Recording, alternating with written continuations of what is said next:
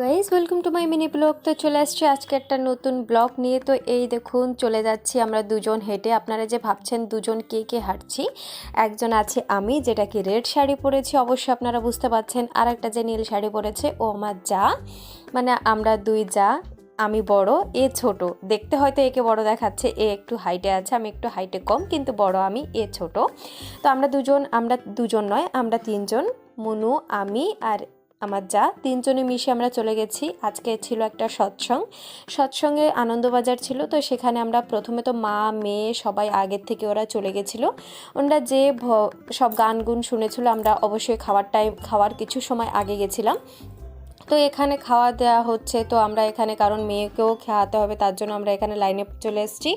আমরা নিয়েছি, মেয়েকেও খাওয়াচ্ছি, দুই তিন সবাই মিশে খেয়ে একসাথে তারপরে চলে এসেছি।